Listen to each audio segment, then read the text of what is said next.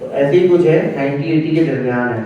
तो अगर 85 की है तो ये समझ लो यार, अगर कोई छुट्टियाँ दिया करते हो ना तुम लोग, तो तुम लोगों के डैशबोर्ड का एक्सेस पहले खत्म होगा। फिर जब तुम लोग टेस्ट देने बैठोगे, मतलब हैकाथॉन देने बैठोगे ना फाइनल, तो उसमें फिर इशूज आपको फेस करने पड़ेंगे। सही है। तो यानी पढ़ाई तो नहीं रोकता, लेकिन एंड ऑफ द सर्टिफिकेशन वो तो अच्छे बच्चों को देगा। कोई अपने बुरे बच्चों के साथ अपना ठप्पा तो नहीं यूज़ करेगा ना। बिल्कुल सिंपल और स्ट्रेट फॉरवर्ड बात है। सही है। तो ये चीज़ों का अभी से ख्याल रखो ताकि तुम लोगों को बाद में प्रॉब्लम ना हो।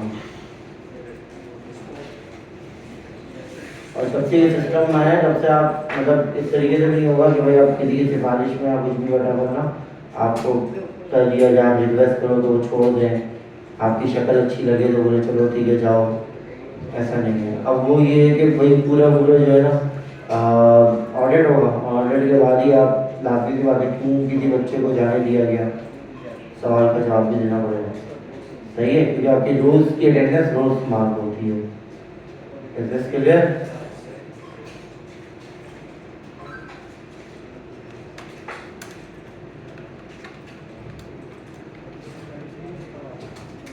हाँ भाई, रिएक्ट की एप्लीकेशन किस किसने क्रिएट की?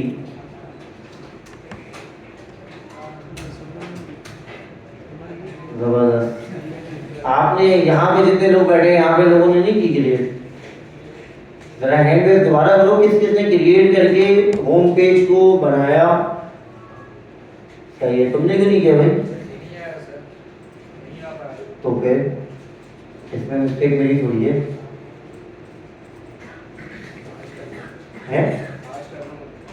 ये नहीं पूछना मैं कब करोगे, मैंने पूछा क्यों नहीं किया। तुम नहीं है, तुम्हारी रिस्पॉन्सिबिलिटी, किसी से पूछो, कुछ भी करो और काम करो। ऐसे ही है ना भाई?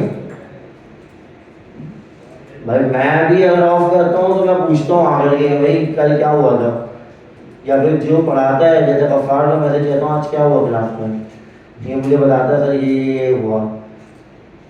ठीक है, तो ये मेरी रिस्पॉन्सिबिलिटी है, वो तुम्हारी रिस्पॉन्सिबिलिटी। तुमने छुट्टी की, रीजन तुम्हारा वैलिड होगा, मैं इस बात पे नहीं जाता कि वैलिड है नॉन वैलिड है, but the main concern main thing is that कि जब छुट्टी हो गई उसके बाद क्या, उस पढ़ाई को छोड़ दें, ख़त्म हो गया, वो जो दिन गुजरा वो मेरे लिए वेस्टेज था। तो ये एक दो चीज़ें हैं जो सोचने वाली चीज़ है। सही है। एक बात मैं आप लोगों को बता दूँ, बहुत इंपॉर्टेंट है मेरे वैसे। आप में से कौन ऐसा बंदा है जिसको रुपया पहचानने नहीं आता? उसको 100 करोड़ दो तो बोले ये क्या है, 10 रुपये तो खुश हो जाए, 100 रुपये तो बोले ये क्या है। ऐसा कोई है? नहीं होगा। फिर जब आप इतने तेज हो कि आपको पैसा पहचानने आता है, सही है, हर चीज आपको पता है कि कौन क्या बुरा है क्या अच्छा है, ईच एंड एवरीथिंग, तो फिर किसी कंपनी में कोई मैनेजर है कोई नहीं है, कोई एम्प्लॉय है कोई लेबर है, कोई आउटडोर कलर है ना भाई, राइट? ऐसा क्यों है? ये कभी सोचा?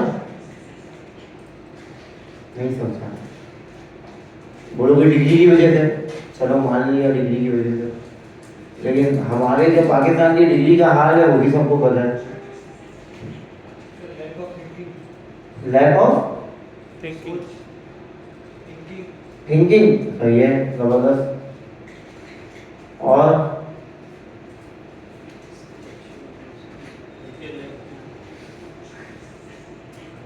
तो बेसिकली जो है ना अपना, मैं आपको एक चीज बताता हूँ, आपकी जो काबिलियत होती है ना वो आपका डिसिप्लिन होता है।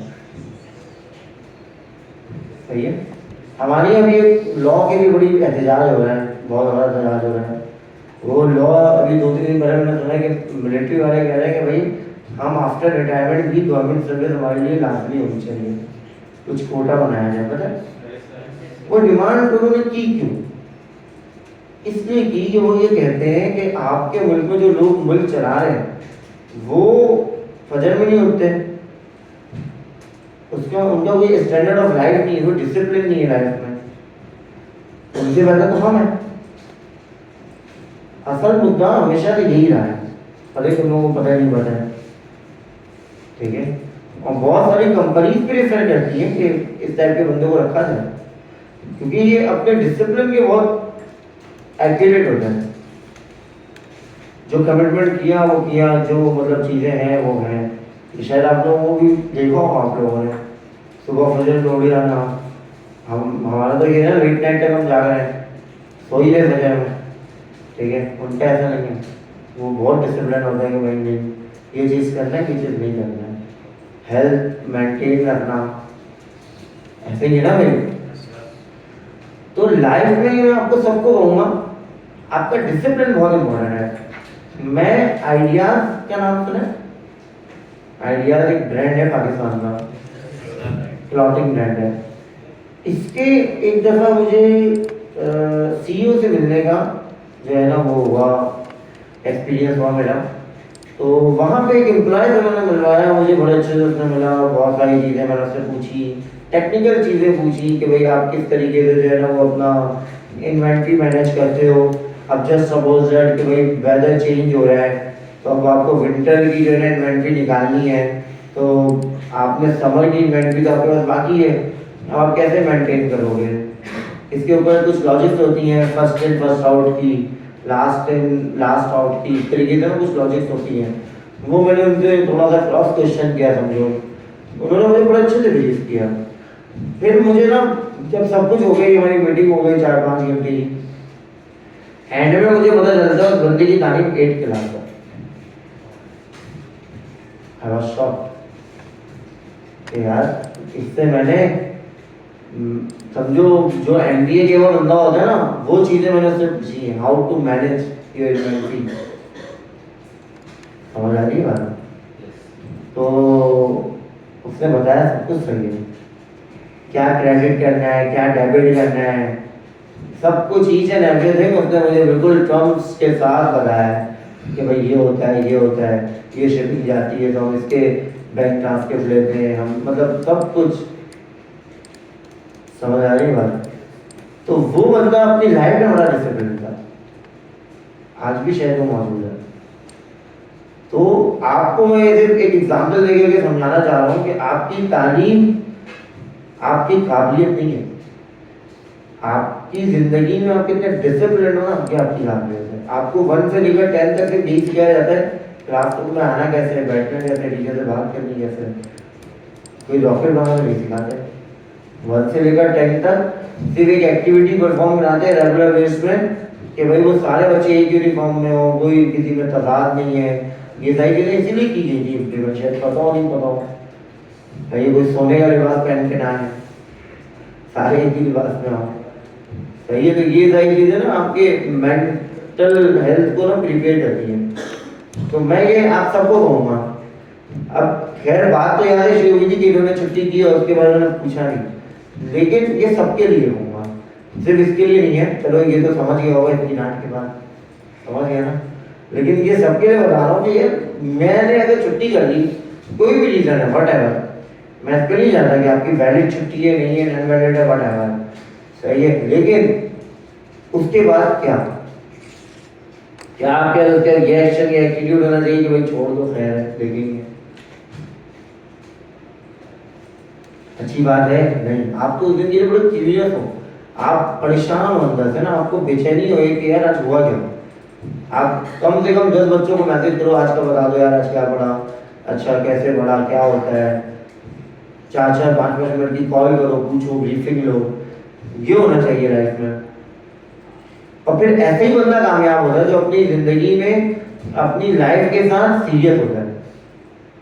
नॉन सीरियस एटीट्यूड आपको लीड उठता है, ये बात याद रखना।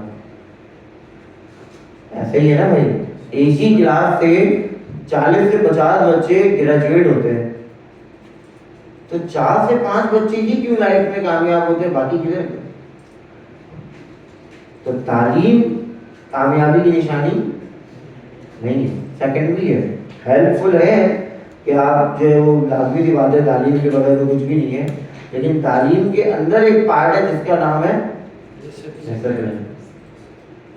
चाहिए कभी भी तुम लोगों ने किसी अच्छे स्कूल की एडवर्टाइजमेंट देखी हो तो वो एक चीज लिखते हैं, manners ethics and discipline will not compromise at all. ठीक है, तो ये लाइन क्यों लिखते हैं? बाद में बताऊंगा मैं ओ लेवल पढ़ा रहा हूँ, क्या कर रहा हूँ क्या नहीं कर रहा हूँ। The main concern is that कि 10 साल अगर आपका बच्चा मेरे स्कूल में दे रहा है ना, तो लाइफ में वो डिसिप्लिन हो चुका होगा। सही है, तो खैर इंशाल्लाह उम्मीद करता हूँ मैं कि 10-15 मिनट मेरा समझाना रहेगा, नहीं जाएगा, कुछ ना कुछ जरूर काम आएगा आपकी लाइफ में। बाकी तो खैर मेरे एक टीचर थे, वो कहते थे कि जिसने नहीं समझना ना,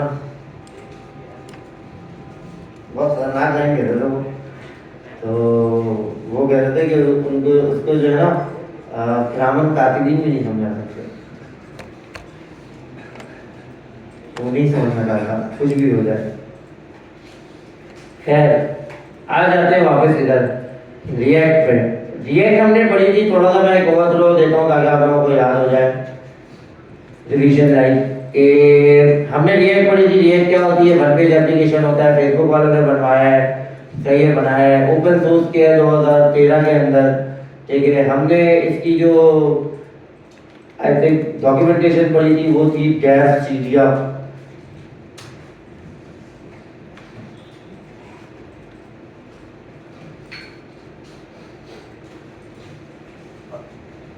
यही है ना, तो और भी पोस्टर देखते हैं और क्या पढ़ा है। 2022 के बाद से एक गाइड है, 19-20-18 में बड़ा अच्छा काम किया। वही बहुत अच्छा। ये जो चीज़ है, कम्युनिटी के लिए आप जब भी काम करते हो ना तो आपको बहुत अच्छी रैंक मिलती है, पता है।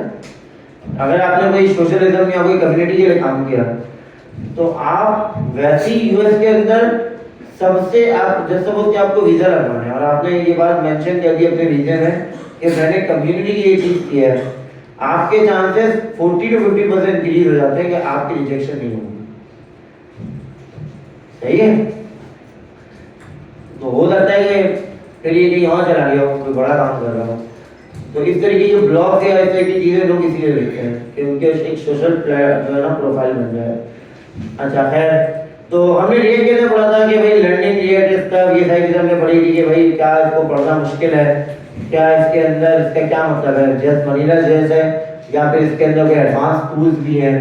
तो हमने ये चीज़ें देखी थी कि भाई HTML CSS जावास्क्रिप्ट के थ्रू ही मिल करके आपकी रिएक्ट चलती है। रिएक्ट के अंदर हमने एक एप्लीकेशन क्रिएट की थी विद CRA, ऐसे ही है। CRA के साथ हमने एक चीज़ और देखा था कि वाइड भी कोई चीज़ है जो रिएक्ट में आ चुकी है। वाइट बेसिकली मैंने आपको बताया था 2024 के स्टार्ट में जो है वाइट ने इसको बाय कर लिया था रिएक्ट को, सही है। तो अब जो है वो वाइट की कंपनी के थ्रू ये चल रहा है, ठीक है। इसका कंपाइलर वाइट चल रहा है, पहले जो है ना वो CRA था। जैसे हम क्रिएट करते थे रिएक्ट ऐप को तो आई कहते थे हम, तो कौन करता था इंस्टॉल क्रिएट रिएक्ट ऐप और उसके बाद आपकी ऐप का नाम, ऐसे ही है। तो वो आपको बना करके आपकी ऐप देता था और रन भी वो इसी रिएक्ट स्क्रिप्ट के ऊपर करता था, ऐसा ही है। जब हमने रिएक्ट की एक एप्लीकेशन बनाई थी तो हमने ये देखा था कि भाई पैकेट और Jason, SRC, public node module, ये 4-5 चीज़ें हमें मिलती हैं खुद से बना करके, हमें इसके अंदर खुद से कुछ भी क्रिएट नहीं करनी पड़ती, ठीक है। अच्छा, उसके साथ हमने 1-2 चीज़ें स्टैंडर्ड वाइज की देखी थी कि भाई आप जो है वो डैश वगैरह यूज करते हो रिएक्ट की ऐप का नाम रखते वक्त, कैमल केस वगैरह यूज नहीं कर सकते, स्पेसेस नहीं दे सकते, ठीक है। ये रह चीज हमने देखी थी। कुछ बच्चों की मिस्टेक जो है वो ये काम कर रहे थे कि उन्होंने जो है वो स्पेसेस दिया हुआ था नाम से पहले और वो एरर बता रहा था कि ये तरीका सही नहीं है, नाम ऐसा नहीं रखते, सही है। तो ये चीजें आप लोगों को याद होनी चाहिए। अच्छा, उसके बाद आगे चलते हैं हमने रिएक्ट की ऐप को इंस्टॉल किया था। इंस्टॉल करके हमने ये देखा था कि रिएक्ट की ऐप रन कैसे होती है। npm start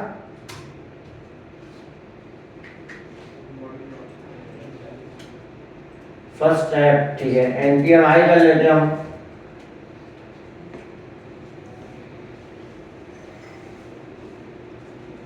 package dot JSON में चलता हूँ, यहाँ पे देखते हैं स्टार्ट की स्क्रिप्ट है, बिल्कुल है, तो अब चल जानी चाहिए। Let's see what's the problem behind it. Error पढ़ते हैं, अब एरर में है क्या मसला। npm start react script start cannot find module react dev utils cross form। अच्छा, कोई मॉड्यूल इसको नहीं मिल रहा, आई थिंक कि शायद इस पीसी से, एक सेकंड एक चीज और चेक कर लेते हैं। npm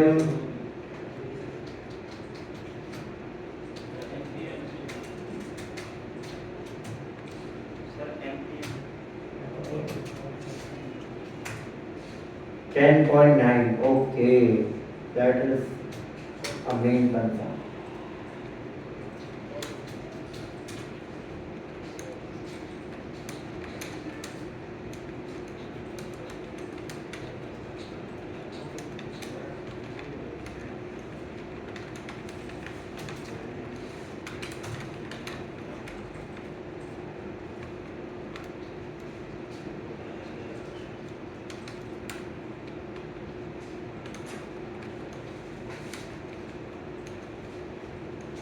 वर्जन कौन सा चल रहा है, मैं ये देख रहा हूँ।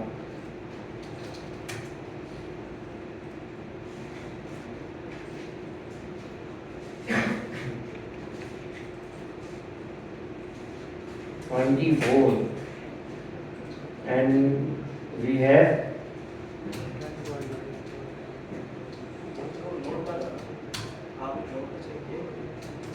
नोट चेक कर लेते हैं। अच्छा ठीक है, तो ये चलेगा। ओके, दोबारा करते हैं हम ट्राई। और हमने रिएक्ट की ऐप के अंदर हम आए SMID batch 16 react application first app, कोई ऐसी चीज़ है जिसमें रिएक्ट फर्स्ट ऐप ऐसे ही है ना, बिल्कुल ठीक करें हैं, एप्लीकेशन बिल्कुल सही है, फर्स्ट ऐप ठीक हो गया। अच्छा वैसे जो है ना मतलब वो यही CMD पे नज़र आ रहा है हमें कि NPM के इशू है। मैं दोबारा से बोल करके चेक कर देता हूँ।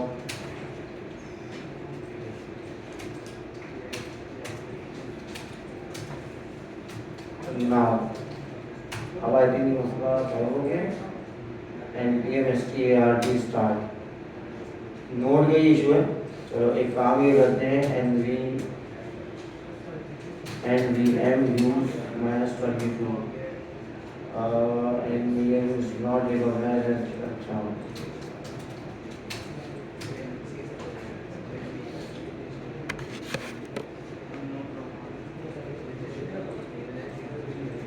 use not found।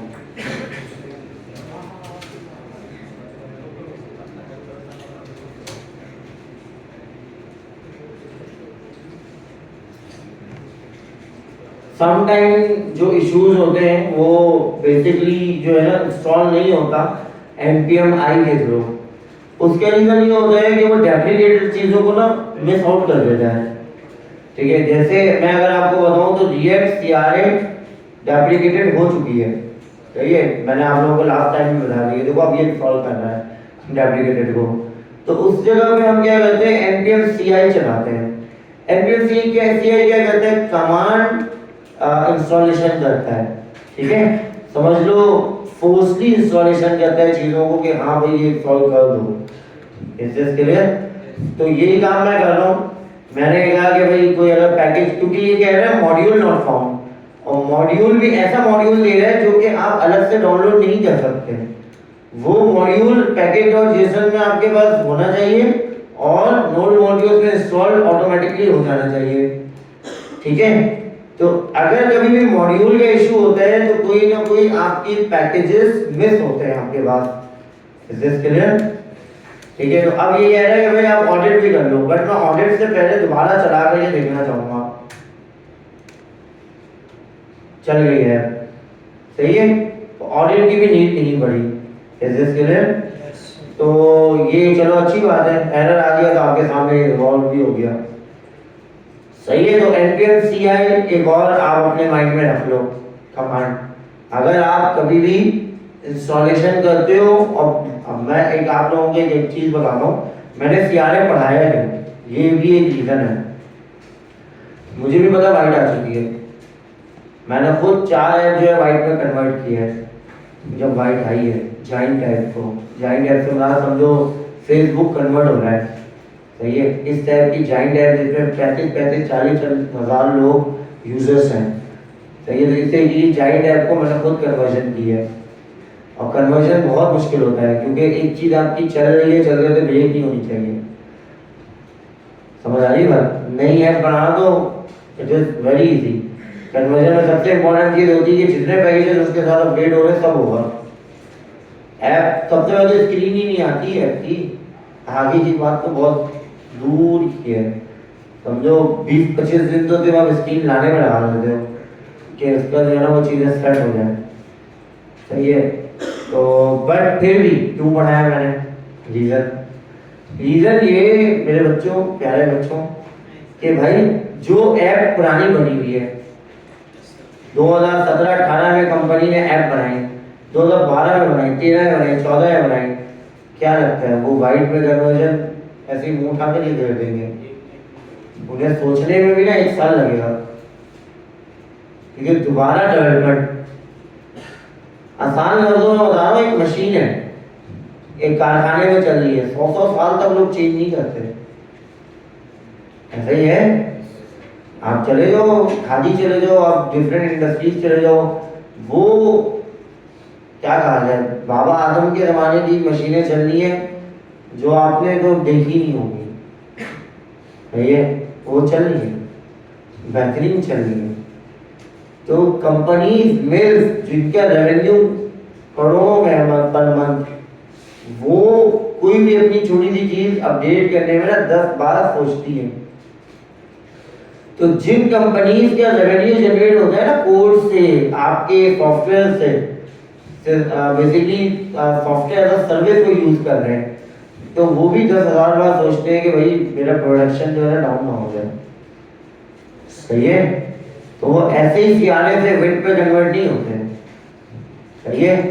अब जितनी ऐप बन चुकी, आज तक हजारों ऐप बनी होंगी, तो उनकी सपोर्ट के लिए क्या होगा, सीआरए नहीं बनाया जाए, तो उनकी सपोर्ट के लिए अगर वो आप पुरानी कंपनी, सीधी बात है, आप ऐसा तो नहीं है ना, आप जब फ्री हो रहे हो, मतलब कोर्स आपका कंप्लीट हो रहा है 2026 में, एक मिसाल देता हूँ, तो 2026 में ही एक कंपनी बने और वाइस से उसने स्टार्ट करे और आप उधर जाके इंटरव्यू दो, ऐसा तो नहीं होगा। आप जिस कंपनी में जाओगे उनके पुराने प्रोजेक्ट्स भी होंगे, फिर क्या, सही है। तो इस वजह से जो चीज मार्केट में चल रही है या उसकी सपोर्ट मौजूद है तो वो पढ़नी पड़ती है, सही है। हम वाइट पढ़ लेंगे, इतना मुश्किल काम नहीं है, वाइट में कोई इतनी बड़ी बिग चीजें नहीं है, सिर्फ आपको जो मुझे पढ़ाने वाला मटेरियल है मैं आपको अभी उंगलियों में गिना देता हूँ, उसके अंदर कुछ ट्रांसफार्मर्स होते हैं वो पढ़ाना है, ठीक है। उसके अंदर जो बेसिकली कुछ जनरेटर्स होते हैं वो पढ़ने का मटेरियल है, सही है। कुछ प्लगइन्स होते हैं वो पढ़ने का मटेरियल है, एंड दैट्स इट, बस। बाकी पूरी वाइट जो सीआरए थी वो सेम है, सही है।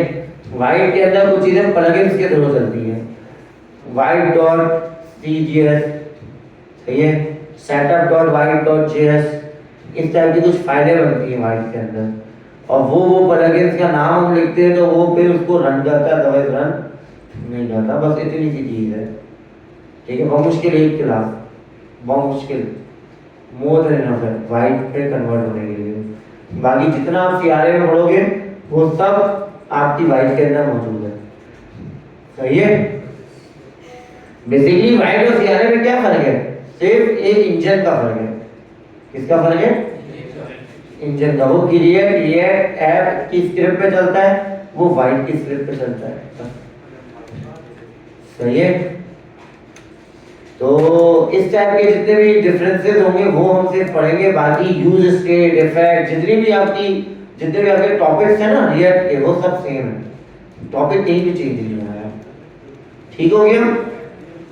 तो एक बच्चे ने कहा था ग्रुप में, मैंने बोला यार उसको क्लास में ही आंसर करूंगा, पता नहीं कौन था, कि मैंने वाइट से प्रोजेक्ट बनाया, बड़ा अच्छा किया। अब उसको जिंदगी में सियारे से बनाना नहीं आएगा, वाइट तो हम भी पढ़ेंगे। तो ये हमेशा याद रखा करो, आपका टीचर जो है ना वो दुनिया के साथ चल रहा है, सही है। और ऐसा नहीं है कि मैं फील्ड में नहीं हूँ, मैं फील्ड का बनता हूँ। ये तो होता है बंदा जो बाय प्रोफेशन टीचिंग ही कर रहा हूँ, सही है। तो ऐसा नहीं है, मुझे भी इन चीज़ों का आइडिया होता है, बट समटाइम मुझे पता होता है ये ज़रूरी ये नहीं, ठीक है। तो खैर मैंने बोला यार बता दूँ कि ऐसा ना हो कि उस बच्चे का और नुकसान हो जाए, वो सियारे से ट्राई ना करे।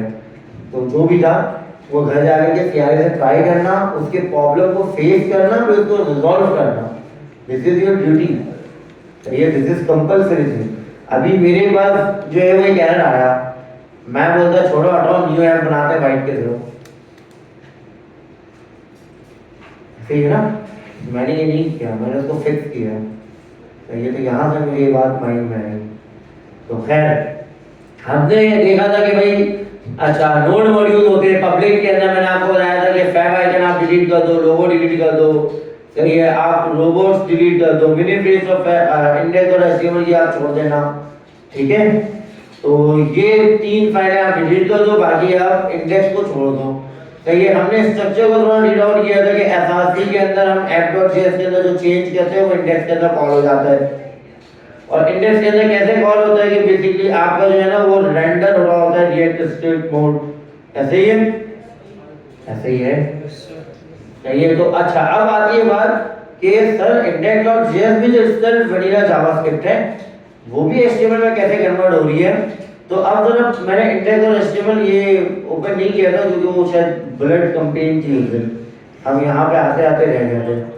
तो वापस आता हूँ इस जगह पे, अगर आप देखोगे इस इंडेक्स और HTML के अंदर तो यहाँ पे आपके पास एक div है जिसकी आईडी रूट है, जिसकी आईडी, तो यही रूट को हम कॉल कर रहे हैं index.js के अंदर, और हम कह रहे हैं इस रूट के अंदर हमारी पूरी ऐप को रन कर दो जो कि आपका क्या है app.js है, ऐसे ही है। Is this clear? अच्छा अब सवाल आता है app.js यहाँ तक पहुंची कैसे, हम तो इंडेक्स में खड़ा हुआ है। तो वो बेसिकली हमने इंपोर्ट करवाया है। इंपोर्ट कैसे करा है, हमने इसको एक्सपोर्ट किया है। यहाँ पे एक्सपोर्ट डिफॉल्ट, मैंने आपको बताया था कि अगर आप एक एक्सपोर्ट कर दो तो वो डिफॉल्ट होता है, एक से ज्यादा कर दो तो वो सिर्फ एक्सपोर्ट होता है, याद है, सही है। तो हमने एक्सपोर्ट क्या किया है, डिफॉल्ट किया है।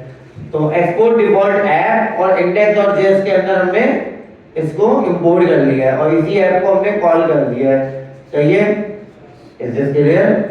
अच्छा अब हम जब कॉल कर रहे हैं तो हम एक चीज देख रहे हैं कि ये एक तो सबसे पहले कैपिटल लेटर है, चलो ये समझ में आता है, हमने इसका नाम कैपिटल रखा है इस वजह से। दूसरी चीज इसका कोई क्लोजिंग जो है ना वो टैग नहीं है, इसके अंदर सिर्फ हाँ सेल्फ क्लोजिंग टैग है। तो मैं आपको थोड़ा सा यहाँ पे एक चीज बताना चाहूंगा, it's not only a tag, it's a component calling, it's a component calling, ठीक है। तो ये सिर्फ टैग नहीं है, हाँ टैग है बट उसके साथ साथ क्या है, कंपोनेंट भी है। Is this clear? अभी तक सिर्फ डिटेल बताया मैंने, अभी कोई काम किया नहीं है, ठीक है। काम के अंदर हमने क्या किया था, सिर्फ app.js के अंदर हमने कुछ टैग्स लिखे थे और हमने ये लिखा है कि भाई इसको हम एक ही, क्या नाम था इसका, वेरी गुड, रिएक्ट फ्रैगमेंट के अंदर यूज करेंगे, ऐसे ही है। तो अब वो फ्रैगमेंट हो या डिव हो, मैंने ये दोनों चीजें बताई थी। सिंगल डिव के अंदर भी आप अपनी पूरी ऐप का मटेरियल रख सकते हो, जो भी आपको टेक्स्ट रखना है, मल्टीपल पी रखना है, मल्टीपल इमेजेस रखनी है, whatever you want to create you can create inside a single blog, ठीक है। एक ही डब्बे के अंदर इसको बंद करना पड़ेगा। Is this clear? अच्छा अब आते हैं the next thing. Next thing is that कि एसआरसी के अंदर हमने app.js के अंदर डायरेक्ट चेंजेस करना शुरू कर दी। That is not a good way, that is not a good way, ये अच्छा तरीका नहीं है। रीजन ये है कि एसआरसी के अंदर आप करते हो कुछ फोल्डर स्ट्रक्चरिंग।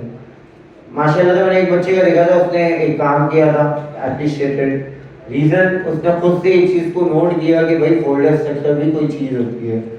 सही है। अच्छा, क्योंकि मैंने आप लोगों को एक चीज की बताई थी पेन के ऊपर ले जा करके कि रिएक्ट के अंदर क्या होता है, ये स्क्रीन हमेशा सेम रहती है, इसके ऊपर आपकी जो है ना वो क्या हो रही होती है, ऐप लोड हो रही होती है। कभी रेड ऐप लोड हो रही है, कभी ग्रीन ऐप लोड हो रही है, कभी ब्लू ऐप लोड हो रही है, ऐसे ही है। अच्छा, इसका फायदा क्या होता है कि आपकी ऐप हमेशा जो है ना वो हेवी नहीं होती। 2 MB 3 MB मुश्किल 5 MB 5 MB की ऐप समझो उसमें बहुत ही कोई नेक्स्ट लेवल की चीजें हुई होंगी। सही है। 3-4 हजार कंपोनेंट होंगे तब वो 5 MB 10 MB जा रही होगी, वरना इतनी लाइट वेट होती है आपकी ऐप। समझ आ रही बात? अब मैं आपको इस चीज को भी समझाता हूँ। क्या बनाया जाए, चलो एक टेबल है, एक क्या है, तो ये टेबल मैं एक बार बनाऊंगा बस, इसके ऊपर डाटा मेरी मर्जी है, मैं जिस तरीके से चाहूँ लोड करता रहूँ, टेबल एक बार क्रिएट होगा मेरा। समझ आ रही बात? अब मैं इस टेबल को जितना डायनेमिक करना चाहूँ, मैंने कहा कि मेरा टेबल क्रिएट होगा कॉलम और रॉज जो है ना डाटा के अकॉर्डिंग। डाटा के एरे के अंदर जितने ऑब्जेक्ट्स हैं उतने कॉलम्स बनेंगे। ये जो कॉलम्स हैं मैंने कंडीशनल कर दिया, मैंने कहा ये कॉलम सॉरी थोड़ी जरा मैं भी कंफ्यूज रहता हूँ। ये तो रॉज जो है वो, और मैं खुद से नहीं बताऊंगा 100 बना दो, मैं ये बोलूंगा कि ये रॉ जो है वो अकॉर्डिंग टू दी एरे के अंदर ऑब्जेक्ट जितने हैं उतने बनेंगे। ठीक है। और कॉलम्स हर सिंगल ऑब्जेक्ट के अंदर जितना डाटा पड़ा हुआ उतने कॉलम्स होंगे। एक रियल टाइम सिनेरियो बता रहा हूँ भाई, कॉलम के अंदर इंडिविजुअल यूजर का डाटा पड़ा हुआ है, name, first name, last name, email, अब्बू का नाम, दादा का नाम, व्हाटएवर। सही है। तो वो ऑब्जेक्ट के अंदर सारी एंटिटीज पड़ी हुई है, तो वही तो आपका कॉलम है, वही आपका कॉलम है। मेक सेंस हो रही है बात? तो मैंने एक ऐसा टेबल बनाया जो कि डिपेंडेंट है अपने डाटा के ऊपर। अब वो कैसे होगा वो बात की बात है, अभी ये चीज सिर्फ समझना है कि ये होता है रिएक्ट के अंदर। सही है। तो मैंने बना लिया कंपोनेंट। क्या बना लिया? कंपोनेंट। तो आपको एक चीज समझ में आ रही है कि आपने एसआरसी के अंदर एक फोल्डर बनाना है जिसका नाम रखना है कंपोनेंट। मैंने एक बटन बनाया, वो हमेशा बटन ही, वही बटन यूज होना है। सही है। जस्ट सपोज दैट मैंने एक सबमिट बटन बनाया। कौन सा बटन बनाया? उसके अंदर मैंने ट्राई और कैच लगाया कि अगर यूजर सबमिट करता है तो लोडर चले, और उसके बाद जो है ना ट्राई के अंदर अगर फेलियर आता है तो वो बटन आपको कैच के अंदर लेकर के जाए। सही है। बटन में मैंने ट्राई कैच लगा दिया कि भाई यूजर का डाटा कहाँ तक सेंड होता है, एपीआई कहाँ तक हिट होती है। सही है। तो अब वो एक बटन है, उसी का नाम मैं बार बार डायनेमिक करूंगा थ्रू दी कोई भी अप्रोच होगा।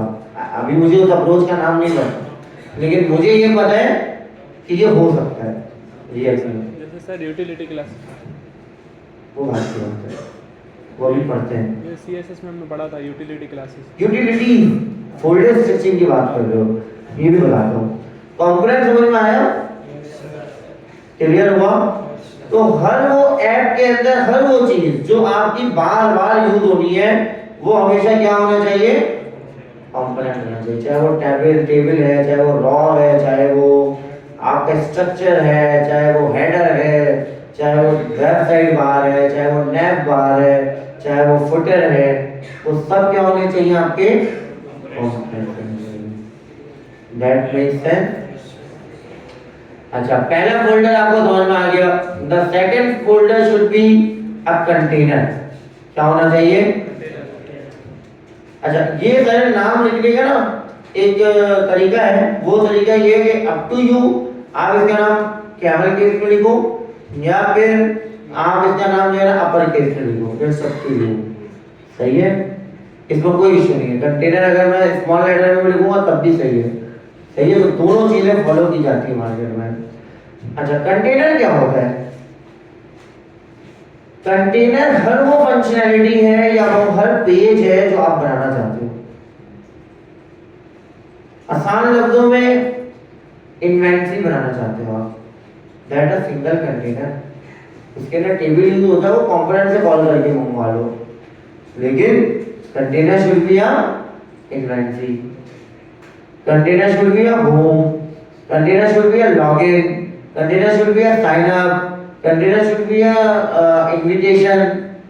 समझ में आ रही है बात? हर वो फंक्शनैलिटी जो आप या पेज बनाओगे या कुछ भी कंपोनेंट बनाओगे वो आपका क्या है, कंटेनर है। अच्छा, एक सवाल और है कि कंपोनेंट मैंने दो जगह पे यूज किया, तो ऐसे ही है। इसमें भी बहुत सारे लोग कंफ्यूज रहते हैं कि भाई अगर जब मैं कोई चीज रेंडर करवा रहा हूँ वो भी तो कंपोनेंट ही है, वो भले 10,000 सिंगल कंपोनेंट से मिल करके बनाओ, 10,000 कॉमन कंपोनेंट से मिल करके बनाओ, लेकिन वो एट द एंड कॉल क्या होगा, कंपोनेंट। सही है? मतलब मैंने हेडर बनाया, फुटर बनाया, उसके नीचे जो है ना हीरो सेक्शन, आइटम, सारे सेक्शन बनाए, बट ये पूरा एक होम पेज है, वो एक पूरा कंपोनेंट है। हेडर अलग से मंगवाया, फुटर अलग से मंगवाया, एक जगह बनाया, 10,000 जगह यूज कर रहा हूँ। सही है? तो कॉमन कंपोनेंट बहुत सारे मिल करके क्या बनता है, हाँ, बेस कंपोनेंट। ठीक है? Is this clear? तो यहाँ पे ये चीज समझ में आई कि उसके बाद क्या बनता है, कंटेनर। कंटेनर क्या होता है, हर एक पेज के लिए एक कंटेनर होगा। सही है? कोई मसला? डेफिनेशन बिल्कुल क्लियर है? अच्छा, आज के लिए दो को ही रखते हैं, आगे हम चलेंगे। अच्छा, एक सवाल था गफार का, वो बताया था। यूटिल्स, यूटिल्स में क्या करेंगे? यूटिल्स में आप मोर देन टाइम ये यूज करते हो कि आपकी कोई सीएसएस है, सही है, कोई सीएसएस है, तो आप वो किसके अंदर रखोगे, यूटिल्स के अंदर। कोई इमेजेस है तो वो किसके अंदर रखोगे, यूटिल्स के अंदर, वो आपकी यूटिलिटीज है। Is this clear? हाँ, सही है। अच्छा, सीएसएस भी ऐसे ही चलती है, आप हर पेज में अलग से सीएसएस नहीं लिखते, ठीक है? आप थीम सेटअप पे जाते हो। थीम सेटअप का मतलब क्या होता है कि आपने एक जगह सीएसएस लिख दी, सही है, क्यों मैं बार बार जो है ना बताऊं बैकग्राउंड कलर ये हो, क्यों बताऊं, सही है? तो मैं ये करता हूँ, थीम सेटअप करता हूँ, क्योंकि आपकी ऐप तो लोड होगी app.js के अंदर, सही है? यहाँ पे मैंने अभी div कॉल किया है, यहाँ पे मैं आपके पूरे कंपोनेंट को कॉल करूंगा जो जो बनाता जाऊंगा, या उन सबको एक में कॉल करूंगा, उन सबको मिला करके उस फंक्शन को एक जगह कॉल कर लूंगा, कुछ ना कुछ ऐसा करूंगा मैं। ऐसा ही है? तो मैं इस ऐप के ऊपर थीम अप्लाई करूंगा, ठीक है? और वो थीम की सीएसएस एक बार लिखूंगा, उसी के अंदर आपका बैकग्राउंड कलर या फिर जितने भी कलर्स हैं उन सबके इस्तेमाल डिसाइड करूंगा, सही है? ये कलर के पैलेट्स इतने ज्यादा हो सकते हैं, या you can say that it's called root, आप रूट कह लो। असल में रूट का ना कॉन्सेप्ट थोड़ा डिफरेंट था पहले। रूट का कॉन्सेप्ट ये था कि वो स्ट्रक्चर बनाने का काम होता था, ठीक है? कि आपका स्ट्रक्चर जैसा एक हेडर है, एक लेफ्ट साइड बार है, एक बीच में डब्बा है, फिर दो डब्बे हैं, इस टाइप की चीजों के लिए रूट बनता था पहले।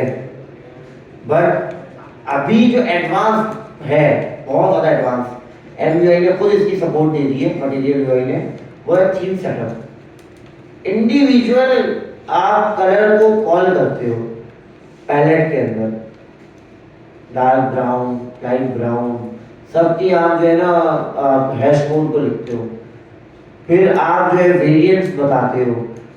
समझ आ रही है बात? अब वो वेरिएंट्स क्या होते हैं, अभी के लिए मैंने कहा वेरिएंट P, तो P का मतलब है पैराग्राफ की स्टाइलिंग मेरी पूरी ऐप पे कैसी होगी वहां बता दिया मैंने।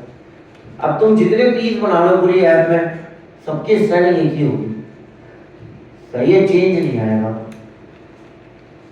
समझ आ रही है बात? तो इस तरीके का कोई बेस CSS लिखते हैं हम, आगे चल के देखेंगे कैसे लिखते हैं, but the main concern right now कि ऐसा कुछ होता है। आपका सवाल था यूटिल्स का, कोर भी है, कोर भी है। बाद में पूछना क्या है पूछो। तो इसमें जावास्क्रिप्ट कैसे कॉल करें? जब ऑन क्लिक मैंने इवेंट लगाया ना तो चल रहा नहीं था। वो तो करेंगे, ये सवाल का जवाब नहीं दूंगा, ये तो स्टेप बाय स्टेप आगे बढ़ते रहेंगे ना, ठीक है। अच्छा आगे चलते हैं।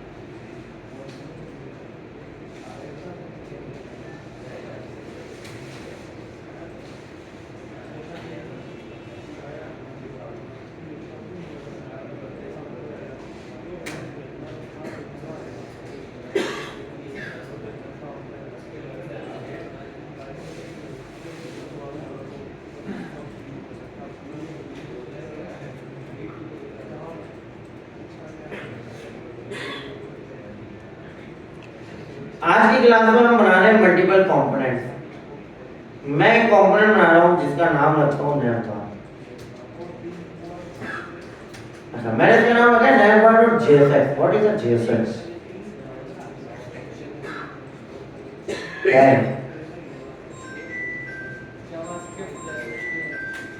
Nice, very good. अच्छा आपके एक दोस्त ने बताया है अगर आप jsx लिखते हो तो आप कहते हो जावास्क्रिप्ट प्लस एचटीएमएल, ठीक है, सही है, बिल्कुल सही बात है। तो जावास्क्रिप्ट के अंदर जब आप एचटीएमएल लिखोगे तो जो चीजें आपको पहले मुश्किल थी वो आपको आसान हो जाती है। जस्ट सपोज दैट मैं यहाँ पे लिखता हूँ div, तो मैंने जब div लिखा इंटर प्रेस किया, खुद ब खुद उसने div को बना दिया। अगर मैं इसको JSX नहीं करता JS करता तो ये काम मैं नहीं कर सकता। Is this clear? तो ये JSX इसलिए लिखते हैं। अच्छा मैंने आपके सामने एक शॉर्टकट की लिखा था, पता नहीं वो जगह नहीं लेना, RFC। इसका मतलब क्या होता है? क्या होता है? फंक्शनल कंपोनेंट रिएक्ट का बना दो और एक बॉयलरप्लेट क्रिएट कर दो, ठीक है। तो फंक्शन कंपोनेंट कैसे बनता है इसको पता है, वो ये बना देगा। और इस फंक्शन का नाम इतना एडवांस है आपका जावास्क्रिप्ट कि इस फंक्शन का नाम वो रखेगा जो आपके फाइल का नाम है, सही है। आपको इसकी भी प्रॉब्लम नहीं है। मैंने नैपबार बना दिया, रिएक्ट मैंने सीधा कॉल कर दी। अब इसके अंदर मैं पूरा नैपबार की स्टाइलिंग करूंगा। क्या वो यार हैंड रेस करो ना, कोई कुछ कह रहे हैं हैंड रेस करो, मुझे नहीं आवाज नहीं आई आपकी।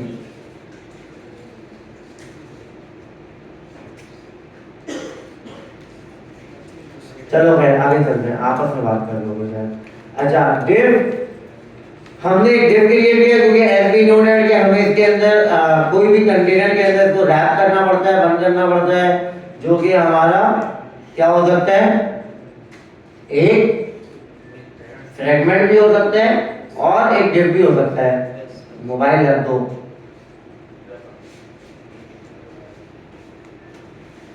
हर बात तो नहीं बोलता हूँ मैं, लेकिन मैंने भी लास्ट क्लास में बात कही थी कि हम जब रिएक्ट पढ़ रहे हैं तो सबके लिए नहीं हुए हैं, जिनकी क्लास छूटी नहीं छूटी सबके लिए नहीं हुआ है। तो ये टॉपिक जितना तुम्हें आता है उतना चीते को भी आता होगा, ठीक है। तो ये इस पे बिल्कुल फोकस भी पढ़ना है, सही है। तो खैर ये div क्या है, हमारा मेन रैपर है। क्या है? इसके अंदर ही हमें नैपबार बनाना है। जरा हम देखते हैं बना करके कैसे बनाते हैं नैपबार। यूएल अब तो तुम लोगों को आता है ना, बताओ।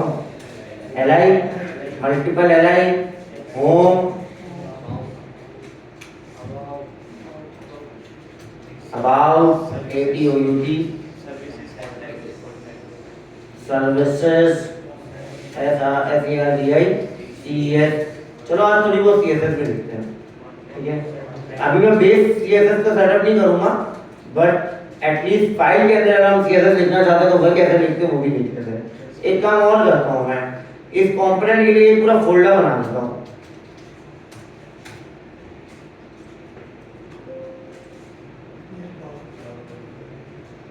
सही है। नैवबार के कंपोनेंट के मतलब कंपोनेंट के फोल्डर के अंदर डाल दिया है, ऐसा ही है, कोई मसला। क्या रीजन ये कि इसकी CSS लिखूंगा अलग, दूसरे होम के अलग लिखूंगा, इस वजह से मैंने ये काम किया है।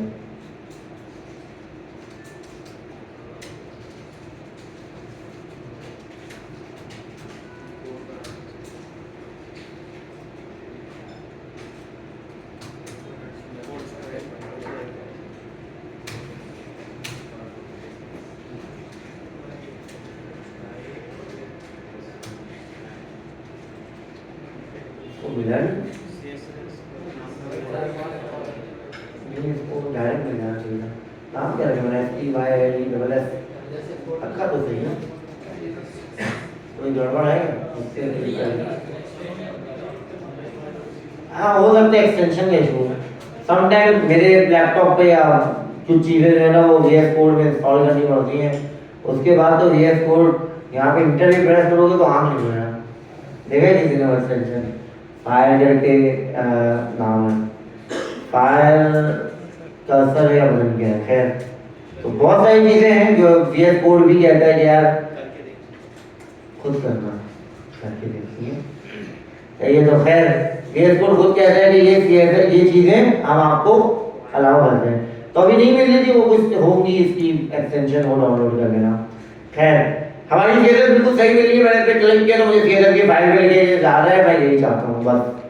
अच्छा div के अंदर मैं ये कहता हूँ कि भाई इसकी एक क्लास बना देता हूँ, but in the React we do not create a class, we create a class name।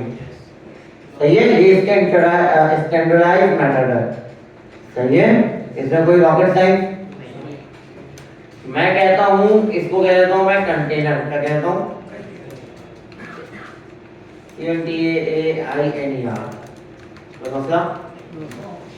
अच्छा कंटेनर के अंदर मैं थोड़ा सा और इसके अंदर CSS VSS लगाते हैं, थोड़ी अच्छी बनाने की कोशिश करते हैं। URL के अंदर मल्टीपल एलाइज मैंने बना दी है। एक ये एलाइज, ये जो चारों एलाइज हैं, मैं ये सोचता हूँ कि चारों एलाइज सेंटर में आना चाहिए, और उससे पहले एक div होगा जिसके अंदर इमेज होगी, वो इमेज जो है लेफ्ट साइड पे लोगो के नाम से आना चाहिए। सही है, कोई मसला। और कुछ जो है वो बटन होने चाहिए।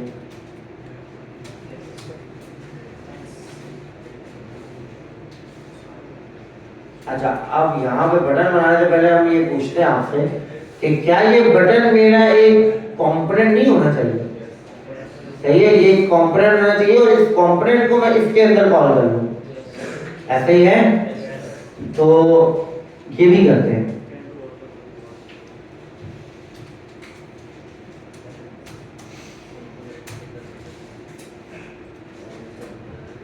बेस्ट तरीका कोई भी कंपोनेंट बनाने का, आप फोल्डर बनाओ, उसके अंदर index.js कॉल कर दो। हर के अंदर क्या होगी, मेन फाइल index.js होनी चाहिए। इज दिस क्लियर, कोई मसला। ठीक है, अच्छा अब हम इसको कहते हैं भाई RFC। अच्छा इंडेक्स के नाम से बना दिया इसने, बड़ा इसको क्या कह देंगे, बटन।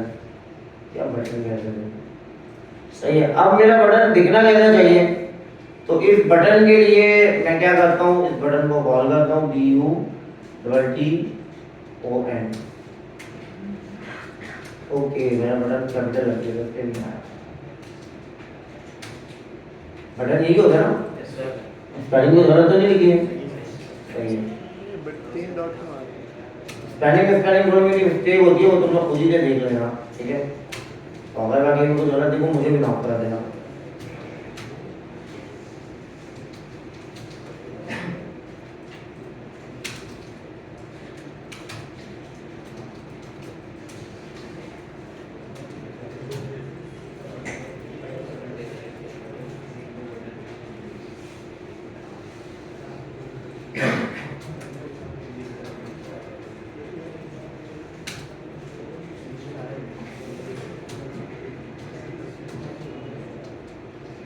हमने स्टाइल और सीरीज बनाई नहीं है, इस वजह से मिलेगा। लेकिन अभी हम अगर करने की कोशिश करें तो क्या ऑटो क्रिएट करता है कि नहीं करता? हाँ, चलो सही है। यहाँ तक क्लियर है? कोई ऐसी चीज मैंने की हो जो आपको समझ ना आई हो किसी को भी?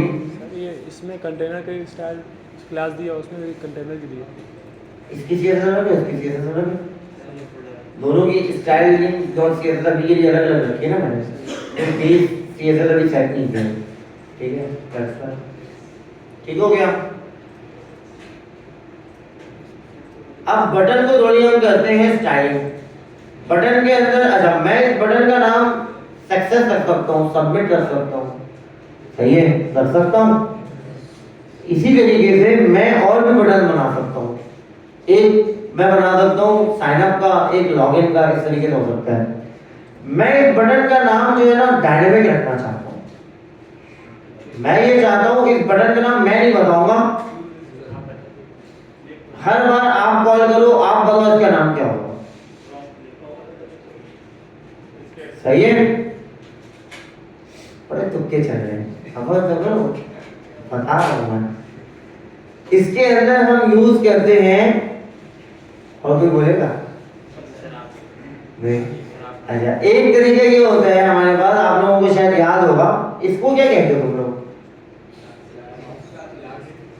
नहीं, अब बोलो इन दोनों को क्या कहते हो तुम लोग? वेरी गुड, एट्रीब्यूट, सही है। रिएक्ट के अंदर इसका एक और नाम है, एट्रीब्यूट है ये।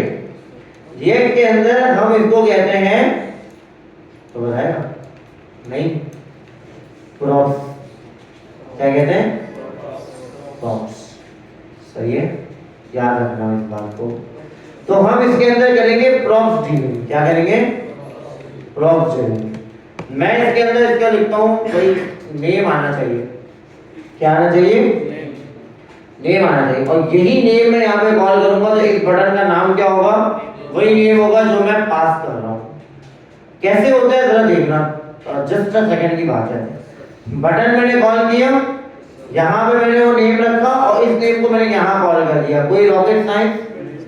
एक चीज मैंने की है कि जावास्क्रिप्ट को कॉल करने के लिए पैरेंथेसिस का यूज किया है। क्या यूज किया है भाई? जावास्क्रिप्ट है ना, ये वेरिएबल बनना है, क्योंकि हमें पता है पैरामीटर होता है, ये बात भी पता है ना, पैरामीटर होता है, सही है। देखो जो चीज आप पढ़ चुके हो ना उसको रखना कहीं ना कहीं अपने माइंड में, सही है। ये पैरामीटर अभी भी पैरामीटर ही है, ऐसा नहीं है इसका कोई नाम चेंज हो गया है। इसके लिए जो काम एक्शन परफॉर्म हो रहा है वो कहलाता है प्रॉप्स डीलिंग। क्या कहलाता है? ठीक है, तो हमने यहाँ पे क्या कॉल कर लिया? प्रॉप्स कॉल कर लिया। अब जहां पे मुझे इस बटन को कॉल करना है ना, अब देखो मैं कॉल करता हूँ BUDDON,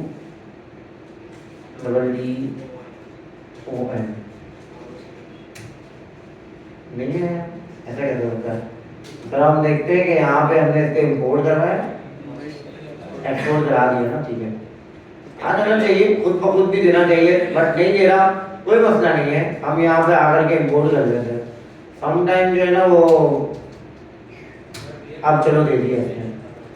हाँ वो एक्सटेंशन वगैरह है, सम टाइम JSX भी आपको अलाउ करता है कि आप कॉल करो तो मिल जाती है। चलो खैर कोई इशू नहीं है। मैंने कहा बटन कॉल हो जाओ, हो गया। अब ये मेरा बटन यहाँ पे कॉल हो रहा है, जो बटन मैंने यहाँ पे बनाया, अभी जो भी इसकी केस में यहाँ पे करूंगा ना वही बटन यहाँ पे आएगा। Is this clear? अच्छा, अब मैं क्या करता हूँ, मैं यहाँ पे कहता हूँ name, sorry what is this, ये क्या हुआ? अच्छा मैंने पूरी मिटा दिया। नेम, मैंने वहाँ पे नेम रखा था, नेम रखा था। Yes sir. अब इस नेम की मुझे देनी है वैल्यू, मैं इस नेम की वैल्यू दे देता हूँ साइन अप, SIGNUP, और एक और बनाता हूँ जिसका नाम रख देता हूँ लॉगिन। दोनों बटन आ जाएंगे? Yes sir. देखें मैंने रन की भी है ना ऐप को, सही है सर। अच्छा ऐप रन है, बट ये नेट पर मेरा कॉल नहीं हो रहा। कॉल करते हैं ना जाकर के app.js में, तब ये आ जाएगा। देखते हैं, फिर से ट्राई करते हैं एक बार कि भाई मुझसे कॉल पे हो। अब भेजिए इसने, लेकिन तो मैं यही बता रहा था कि समटाइम दे देता है, समटाइम नहीं देता है, अपनी मर्जी है इसकी। मर्जी है, क्या कह सकते हैं। लेकिन स्टैंडर्ड हमें पता होना चाहिए कि ये ऊपर अगर मैं ऐसे भी कर रहा हूँ ना तो ये ऊपर रिपोर्ट कर रहा है। This is a main concern which you know, which you all know that कि भाई ये ऐसे ही चलता है, आप रिपोर्ट करो देन उसके बाद कॉल करो। This is clear. अब मैंने नेट बार कॉल किया, क्या हो गया देखते क्या कह रहा है नेट बार में। नेट बार ने कॉल किया, नेट बार कॉल करने के बाद कोई मसला हुआ, नेट बार डेव नहीं बना। react child name found object with keys if you want। अच्छा मसला ये नहीं है, मसला सिर्फ इतना सा है, मैं आपको दिखाता हूँ क्या। where is that navbar, अभी मैं इसको बताऊँ बंद, ऐप तो चल गई, बटन भी बन गया, नाम नहीं आया। रीजन बिहाइंड दैट, ये जो नेम है ना, ये नेम आता है बेसिकली इस तरीके से। अब चलिए डी स्ट्रक्चरिंग याद है नाउ, इज दिस ओके। अब ये बटन आप 10,000 जगह कॉल करो, प्रॉक्स पास करो, प्रॉक्स को कॉल आपने यहाँ पे किया हुआ है, आपका बटन वैसे ही रहेगा। अच्छा ये दोनों एक रॉ में क्यों नहीं आ रहे, बिकॉज ये डिव है, हर बार कंपोनेंट कॉल होता है, हर बार एक डिव में आता है, बट मैं चाहता हूँ दोनों एक रॉ में आए। तो इस कंटेनर की सबसे पहले सीएसएस लिख, यहाँ तक क्लियर है, पहले ये बताओ कोई मसला। प्रॉप जनरेटिंग समझने में मुश्किल हुई नहीं ना। अब मैं आपको एक चीज और बता रहा हूँ, क्या ये प्रॉप्स एक ही पास कर सकते हैं हम? नहीं, आप जितने चाहो पास करो। Name, user value, user value सैलानी,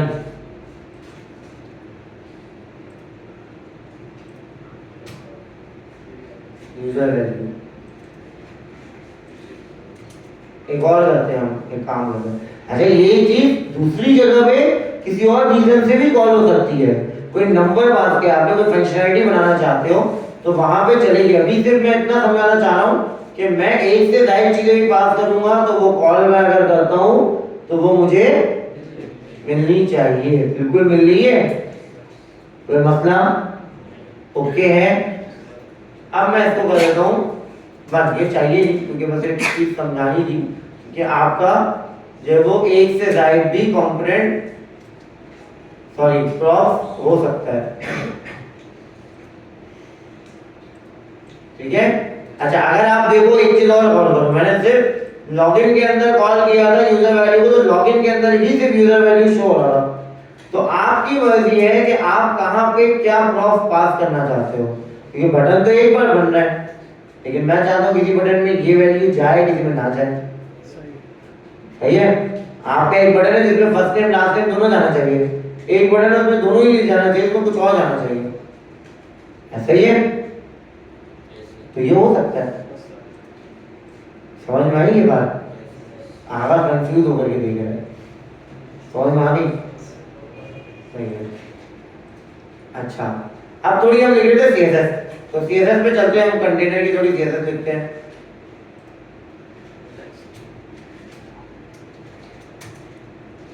सबसे पहले मैं कहता हूं भाई तुम हो जाओ डिस्प्ले फ्लैग्स। इससे क्या होगा, ये एक रो में आ जाएगा, जरा देखते हैं कि अप्लाई हो रहा है। बिल्कुल सही अप्लाई हुआ, खुद ब खुद ये एक रो में आ गया। अच्छा एक चीज और, ये एक रो में तो आ गया, बट अगर मैं एक और चीज नोट करूं तो ये बटन और इस बटन को एक रो में आना चाहिए था, बट इसने क्या किया है, पूरी लाइन को ले आया। इन दोनों रॉ को जो है वो एक लाइन पे ले आया है। ऐसा क्यों?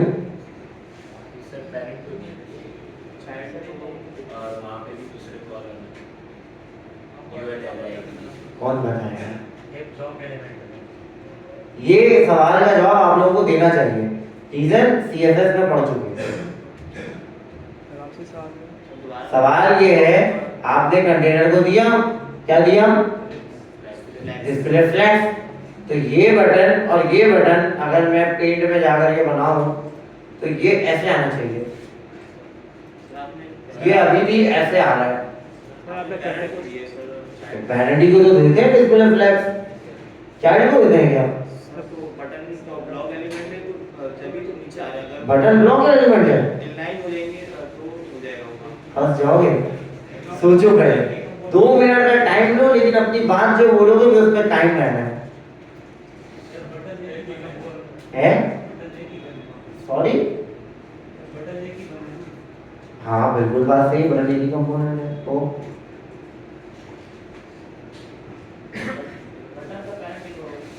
नाइस, क्लैपिंग होनी चाहिए इसके लिए, बिल्कुल ऐसे ही है। तो बटन का जो पेरेंट है ना उसको तो हम नहीं दे रहे, जब हम उसको देंगे तो जब ये कंटेनर और एक बार और ये कंटेनर लोड होगा, 2 बटन है ना, 2 बार जब लोड होगा तो वो दोनों कंटेनर एक रॉ में आ जाएंगे। नहीं समझ रहा है? अभी भी तुम वहीं पे अटके हुए हो। यानी नैप बार नहीं कर दे। बताता हूँ, आप देखो नैप बार के अंदर ये बटन है, हाँ सीएसएस पे चलते हैं, इस बटन को कॉल करते हैं और इस बटन को देते हैं डिस्प्ले अब हो जाएगा। फ्लैट। अब इस बात को जरा एक सेकंड के लिए पहले समझना, समझने की क्या चीज है, ये बटन एक बार कॉल हुआ तो पूरा कंटेनर कॉल हुआ, ये बटन एक और बार कॉल हुआ तो पूरा कंटेनर कॉल हुआ। तो उस कंटेनर का जो पेरेंट है वो है आपका बटन, समझ आया? समझ गया। तो पेरेंट को जब हम देंगे तो वो दोनों डब्बे एक रॉ में आ जाएंगे। आ गया? Yes sir. ठीक है, तो ये यार ये तो बहुत दुख की बात है वैसे, सीएसएस स्ट्रक्चर क्लियर नहीं है अभी भी, क्लियर। उससे लिखते हो कोड? यस सर, उससे ही लिखते हैं सर। हाँ नहीं समझ में आया, कहाँ था सवाल था, एक डब्बा ऐसे आ गया इधर उधर, यही तो लॉजिक, इसी को तो कहते हैं कि इंसान देखो कोड मुझे 10,000 लाइनें याद हो, लेकिन मेरी लॉजिक क्लियर नहीं है तो वो वेस्टेज ऑफ टाइम है। तो ये तो खैर अच्छी बात है, ऐसे पूछेंगे तुम लोगों को केवल मेरे बारे एक चीज़ समझ में आ गई, इसकी भी प्रैक्टिस करानी पड़ेगी। अच्छा अब देते थोड़ी सी सीएसएस, हमने कंटेनर को दे दिया डिस्प्ले फ्लैग्स, और क्या करना चाहिए? लाइन आइटम गैप देना चाहिए। गैप इसमें दे या फिर इसमें दे, बटन्स में दे? सर वो उसमें बटन्स में देंगे। बटन्स में दे। कितना दूं? 10 पिक्सल। चेक करते हैं, ठीक है आ गया, बिल्कुल सही चल रहा है। मैं चाहता हूँ इसकी जो है ना हाइट और विड्थ भी सही हो जाए। Line item centre sir. Align atom centre दो दूं? कंटेनर हो जाएगा, जस्टिफाई कंटेनर। चलो कह रही है तो इसके कहने के ऊपर जो है ना मैं ये काम कर रहा हूँ, अलाइन। Item centre. अच्छा किसको करूँ पहले ये भी बताओ, इसी को करूँ बटन्स को या इसके चाइल्ड को करूँ? वो जो बटन्स बनाए ना, बटन वाला फोल्डर, उसमें जो सीएसएस है उसमें। इसको इसके चाइल्ड को करूँ, हाँ इसको करूँ सर, सेंटर, इसमें जो बटन वाला फोल्डर है ना, बटन भी तो बढ़ाऊँ सीएसएस कंटेनर ये है ना? बटन की क्लास है सर। कह रहे हैं बटन की क्लास में देंगे। अच्छा आप ये कह रहे हैं इस बटन की क्लास दूँ और इसको अलाइन आइटम, लड़ाई नहीं होगी, लेकिन अच्छा है यार तुम लोग की सीएसएस भी पक्की हुई है। Align item centre display flags भी दे सर। डिस्प्ले अब फ्लैग्स पहली चीज तो ये कि क्या ये अलाइन आइटम अप्लाई होगा मैं यही इसके बोल रहा हूँ सर, यही बोल रहा हूँ, डिस्प्ले फ्लैग्स भी दे। डिस्प्ले फ्लैग दे दूं, हो जाएगा? ये बन कर दूं, ओके? Yes sir. नहीं सर ऊपर कंटेनर। हाँ भाई कैसे होगा? आ रहा है किसी के माइंड में? कुछ बच्चे और भी बताए थे। हाँ भाई नैब बार जहाँ पे बनाया ना उसकी क्लास को अलाइन आइटम इसको नैब बार कंपोनेंट में यही है नैप बार। अच्छा ये नैप बार, ये नैप बार है, ये बटन है, इसकी जो नैब बार की क्लास है ना उसको डिस्प्ले फ्लैश करके अलाइन करना है। एक कंटेनर इसको इस कंटेनर को सर आपने हाइट इससे हो जाएगा, इससे हो जाएगा काम। अगर मैं पूरे कंटेनर को अलाइन आइटम सेंटर करता हूँ तो हो जाएगा काम, पर मुझे ये नहीं करना। सर वो मुझे सिर्फ बटन चाहिए। सर ये जो है क्या कहते हैं यूएल, सर यूएल को रॉ आपको बटन को क्या करने को भाई छोटा करना है, सेंटर पे करना है। सर ऑन अंडर लिस्ट है ना, उसको रॉ में करेंगे तो फिर भी हो जाएगा। फ्लेक्स सारे तुक्के चलने हैं आपका। फ्लेक्स सेंटर फ्लैश सेंटर कर दूं, फ्लेक्स सेंटर कोई बताएगा? ग्रिड दे दूंगा भाई, मेरा दिमाग खराब हो गया। सर छोटा करके कॉर्नर देखो ग्रिड से जो काम होती है वो डिस्प्ले फ्लैश से भी होता है, ये बात याद रखना। अच्छा यार टाइम कम है थोड़ा, अब खुद ही कर लेते हैं। क्या मैं ये ना करूं कि इस कंटेनर की विड्थ को कंट्रोल करूं और उसके अकॉर्डिंग जो है वो ये बटन उसका चाइल्ड है, उसके अकॉर्डिंग ये विड्थ और हाइट ले रहा है? हो नहीं जाता, करके देखते हैं।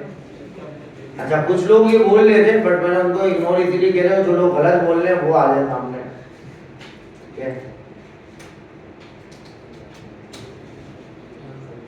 कितना होना चाहिए बटन?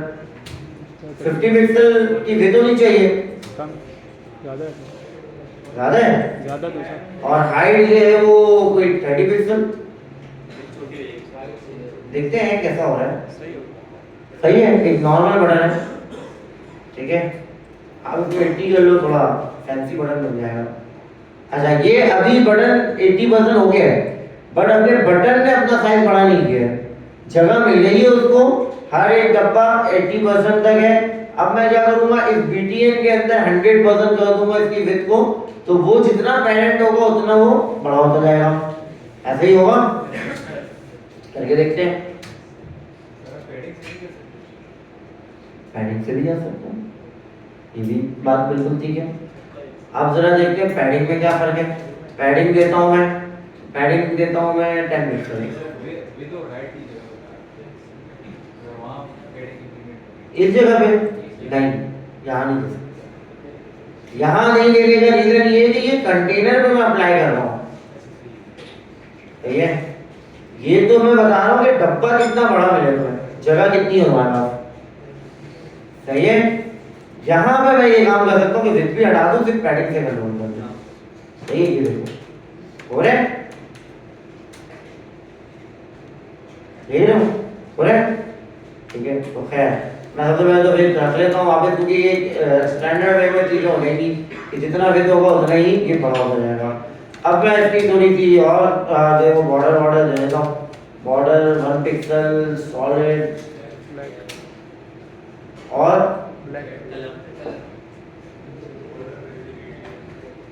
कलर क्या दूँ? ब्लैक। किस टाइप की ऐप बना रहे हैं? ये तो सोचा ही नहीं। सही बोल रहे हैं, ये तो मैंने भी नहीं सोचा।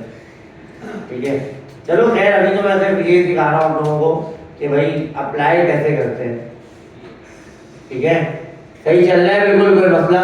सर वो उसमें बहुत इस साइड हुआ है लॉगिन वाला, देख लेते हैं अभी क्यों इस साइड होगा, किस साइड होगा।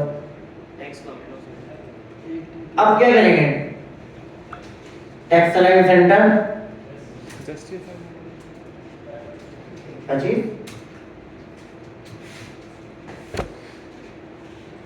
हो गया, नहीं हुआ? एक बार वहाँ चेक करते हैं। अच्छा एक काम ये करता हूँ, मैं थोड़ी देर के लिए पैडिंग को बंद करता हूँ, पैडिंग पूरी जगह ले ले रहा है तो मुझे दिखा नहीं रहा कि मेरा टेक्स्ट किधर है। अच्छा ये देख लो, टेक्स्ट असल में बेसिकली ये डिव बना हुआ है, सॉरी फ्लेक्स बना हुआ है। सही है, तो फ्लेक्स को अगर मैं सेंटर करना होता तो कैसे करते हैं? Justify content. अब जस्टिफाई कंटेंट दूं मैं किसको? या तो कंटेनर को दूंगा या तो बटन को दूंगा, किसको दूं? अच्छा ये रीजन भी है कि किसी अकलमंद ने इस पे मुझसे डिस्प्ले फ्लेक्स करवाया था, इसकी वजह से ये जो है ना ये ऐसा हुआ है। ठीक है, वरना ये पैडिंग से ही ये कंट्रोल हो जाता, मसला नहीं होता, ये ऐसे हो जाता। ये सही नहीं होता, सही कर लेते हैं, लेकिन ये सेंटर पे तो है ना टेक्स्ट। ठीक है, ये क्यों नहीं हुआ, सेट क्यों नहीं हुआ, उसका रीजन कोई बताएगा? सर ऊपर जस्टिफाई नहीं किया। टॉप बॉटम में ज्यादा हो गई पैडिंग और लेफ्ट पैड। ठीक है, तो ये बिल्कुल हम कर सकते हैं ना कंट्रोल कि हम 2 पैडिंग दे दें। सही है, अब देखो हो जाएगा, यस सर। ज्यादा हो जाएगा टॉप क्या? बॉटम में ज्यादा हो जाएगी। देखते हैं 5 पिक्सल देते हैं। जगह भी इतनी होनी चाहिए ना, सबसे बड़ा मसला ये भी है कि बटन का साइज जो है ना वो कंटेनर पे डिपेंडेंट है। देखो आपका टेक्स्ट नीचे जा रहा है, टेक्स्ट आपका सेंटर में है बट टेक्स्ट कहाँ जा रहा है? नीचे जा रहा है। उसका रीजन विड्थ और हाइट है। आपके डब्बे की हाइट जितनी होगी उतना रहेगा। अब मैं ये हटा देता हूँ, अब क्या हो गया, हाइट आपका ऑटो हो गया, सही है। अब जितना बड़ा जितना कंटेंट होगा उसके हिसाब से चलेगा। तो अभी बिल्कुल सही आ रहा है, यस सर। ठीक है। लेकिन बटन क्या हो रहा है? बहुत बड़ा बहुत बड़ा हो रहा है। क्या कर सकते हैं इसके लिए? पैडिंग कम हाँ, एक चीज आपके एक दोस्त बता रहे थे पैडिंग कम कर लें, सही है। लेकिन एक चीज और भी मैं कर सकता हूँ, इसकी हाइट क्यों नहीं कम कर दूँ? 20 पिक्सल कर दें, 20 या 40 है, 40 ठीक है, बिल्कुल एक्यूरेट हो गया। अच्छा, मैंने 40 का अंदाजा कैसे लगाया? मैंने 40 का अंदाजा लगाया 10 10 ऐसे, ठीक है। तो बीच में 20 होने चाहिए। तो ये 16 पिक्सल का आपका एक टेक्स्ट होता है, पता है? Yes sir. ये सब पता है या सिर्फ भूल गए? सर पता है। थोड़ा एक ईएम का साइज क्या होता है? तो 16 पिक्सल ईएम ईएम का एम्फेसाइज आरईएम का 16 पिक्सल आरईएम का होता है sir. REM RAM sorry EM भी तो होता है। 16। अच्छा, ईएम का होता है कि 11 या 12 पिक्सल होता है? 12 पिक्सल। हाँ, ठीक है। वो स्केलिंग डिफरेंट होती है, ठीक है, जबरदस्त।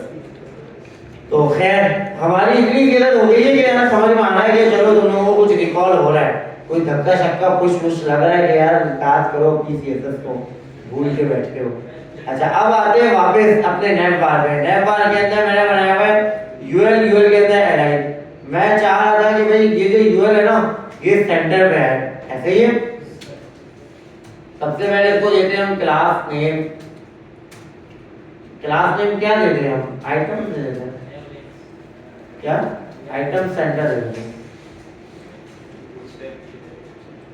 या नेव आइटम्स भी दे सकते हो, मतलब कोई ना कोई मीनिंगफुल नाम रखा जाए। क्या कह रहे हो? अकेले अकेले तुम लोग बात करते रहते हो। अब नेव आइटम्स को मैंने क्या करना है, मैंने दे दिया इसकी यूएल को एक क्लास। अगर मैं एलआई को बेसिकली एक रॉ में करना चाहता हूं तो मैं क्या दूंगा? Display flex. ये हो जाएगा एक रॉ में? Yes sir. फ्लैक्स ही हो गया। बट मैं चाहता हूं कि भाई इन सब में गैप भी है, तो गैप जस्टिफाई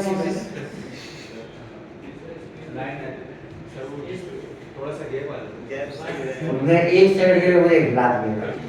अभी जस्टिफाई कंटेंट गैप के अंदर फर्क बताऊंगा, सही है, हो गया। अब मुझे जस्टिफाई कंटेंट करना है, बट मैं करूंगा जस्टिफाई कंटेंट इसके मेन कंटेनर को भाई, ताकि एक कोने में आ जाए, एक बीच में आ जाए, एक लेफ्ट साइड पे आ जाए।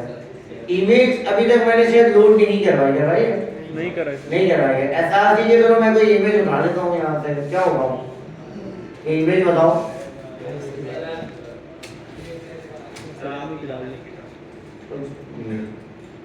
कुछ मेरे नाम से मिलता है,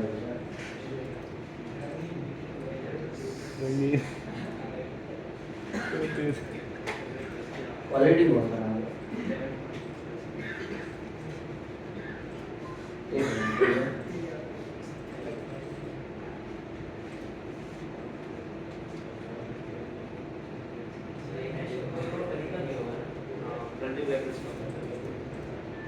आ गई इमेज? Yes sir. इसकी भी साइड आप जैसे एटीट्यूड दे करके कंट्रोल करते थे वैसे भी कर सकते हो, और उसको आपने क्लास दी हुई है लोगो, इसके थ्रू भी आप कर सकते हो।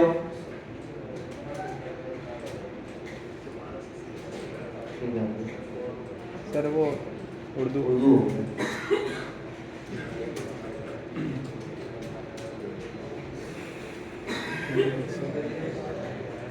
ये वो छोड़ो। इतना हो जाए कि स्टैंडर्डाइज्ड हो, और विजुअलाइजिंग सही होगा, सही है। अच्छा, अब मैं चाहता हूँ कि लोगो लेफ्ट पे हो, ये सेंटर पे आ जाए और ये वाला पूरा राइट पे चले जाए। तो मेरा एक मैंने बनाया था विच इज कॉल्ड कंटेनर। बनाया था नहीं बनाया था? बनाया था। ये स्पेलिंग है। और इसको मैं कहूँगा डिस्प्ले फ्लेक्स, और इसको दूंगा मैं justify content space space around. अगर मैं देखो तो राइट और लेफ्ट के कॉर्नर से भी स्पेसेस आ जाएंगे, ठीक है। चलो स्पेस अराउंड देखते हैं, नहीं हुआ भाई, खबर तुक्का नहीं मानना है। अब हम करेंगे डिबग, क्यों नहीं हुआ, होना चाहिए था।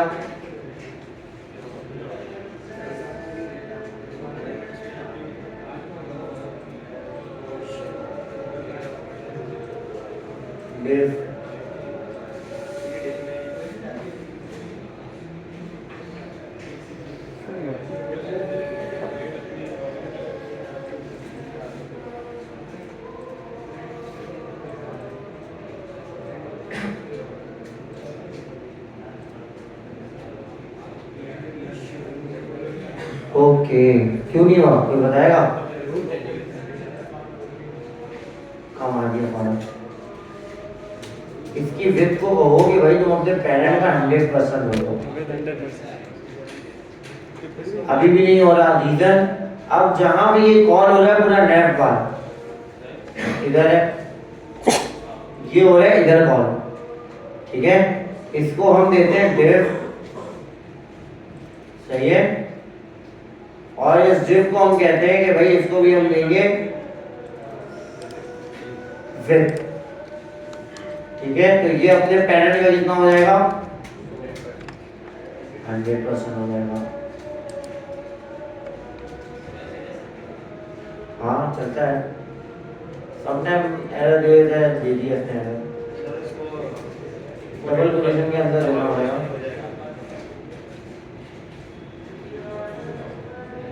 अभी भी हमें वेरीफाई करना पड़ेगा कहाँ पे ऐसा है कि ये विड्थ नहीं ले रहा।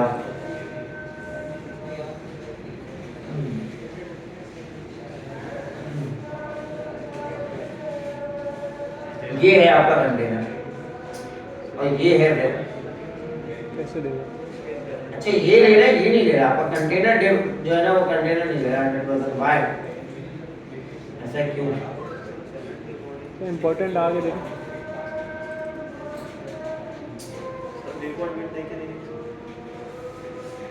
मैंने स्पेलिंग से देखिए, समटाइम्स स्पेलिंग की गड़बड़ होती है। सर इम्पोर्टेंट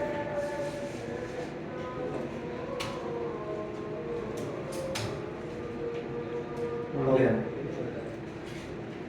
ठीक है। वो कोई ओवरराइड कर रहा था किसी सीएसएस को, वो सीएसएस भी मुझे आईडिया है कि किसको वो ओवरराइड कर रहा है। बेसिकली आपकी app.css में भी कुछ सीएसएस लिखी हुई होती है, सही है। तो वो उसको ओवरराइड कर रहा है, सही है। इन सबको हम जो अभी हटा देते हैं, inter.css को भी हटा देते हैं, इस सब की सीएसएस हमें नहीं चाहिए, सही है। और पब्लिक के अंदर पब्लिक कुछ भी कोई सीएसएस कॉल हो रही है क्या, रूट, सही है। चलो इसके अंदर जो सीएसएस कॉल थोड़ी नहीं हो, सही है। तो बस सिंपल सी चीज थी कि वो ओवरराइड कर रहा था। अगर मैं इम्पोर्टेंट हटाऊं दोबारा, हाँ तो इम्पोर्टेंट के बगैर वो कह रहा है कि भाई मैं नहीं चलूंगा, चलो चला लेते हैं। अच्छा अब ये बिल्कुल सही हो गया, यस सर। बट अगर आप देखो तो बटन को जगह कम मिल रही है, कम मिल रही है। तो बटन का जो कंटेनर है उसकी विड्थ क्या हो गई है, कम हो गई है। अब बटन का कंटेनर कौन है, बटन है, इसके कंटेनर को हमें देना पड़ेगा कुछ बेहतरीन सा विड्थ। क्या दें हम, 20%, sorry width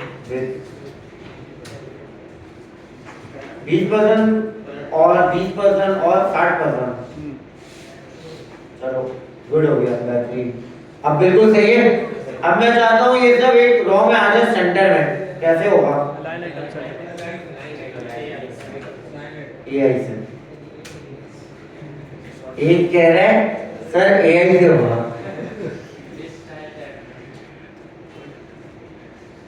list style learn item centre को देना है,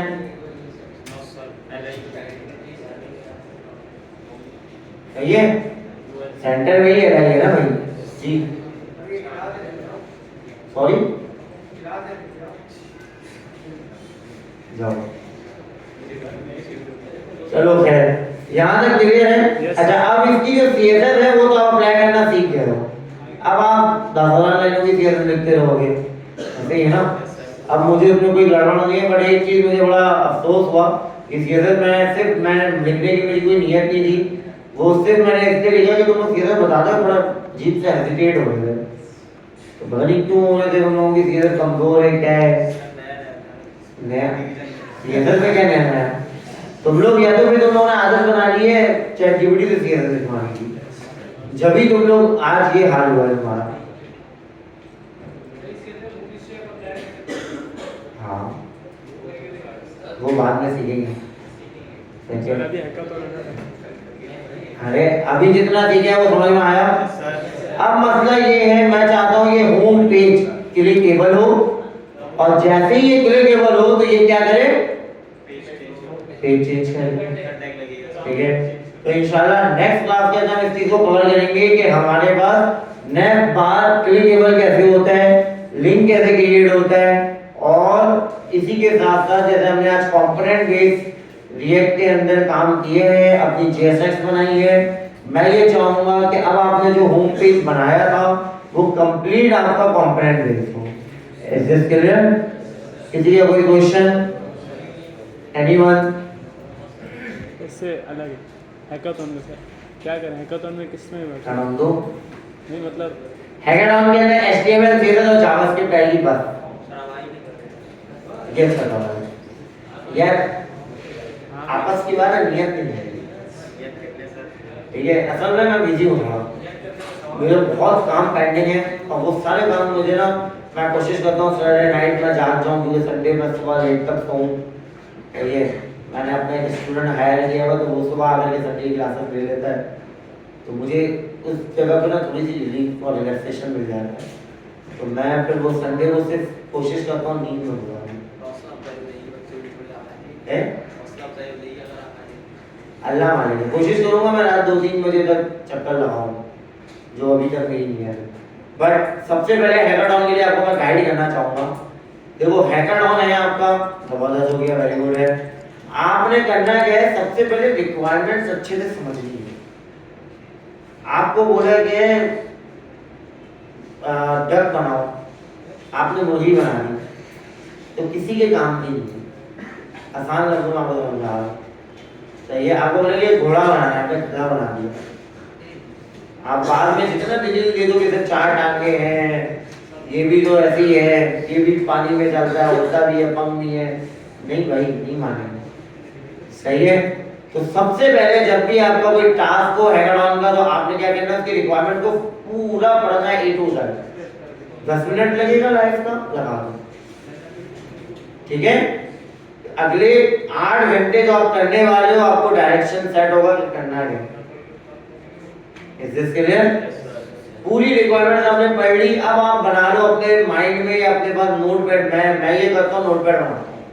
ठीक है, जैसे आज तक तुम लोग, पता नहीं तुम लोगों को मैंने कभी दिखाया नहीं दिखाया,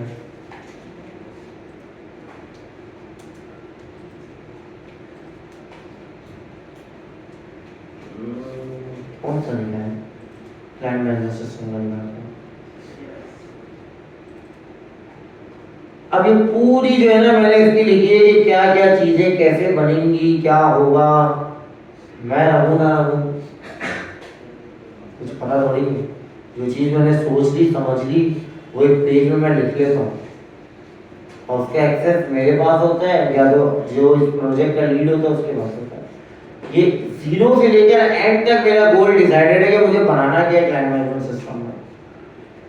प्रिपेयर्ड बाय शेयर है, ठीक है। तो ये आप लोग करते हो नहीं करते हो मुझे नहीं पता, नहीं करते हो तो करना शुरू कर दो, ये दिखाया इसी वजह से। सही है, रियल टाइम में भी यही होता है। आपकी रिक्वायरमेंट्स आ गई, डॉक्यूमेंट्स आ गए, now the second thing is that आप बना लो अपने पास पॉइंट्स कि आपने इसके अंदर कितनी फंक्शनैलिटीज दिखानी है जो इंपॉर्टेंट है। फिर यूआई तो आपकी मर्जी होगी, या यूआई अगर आपको दी गई तो आपने वो बनाना है बस। Is this clear? कोई मसला? बस मेरी तरफ से यही है कि ये 3 चीजें सही रखना।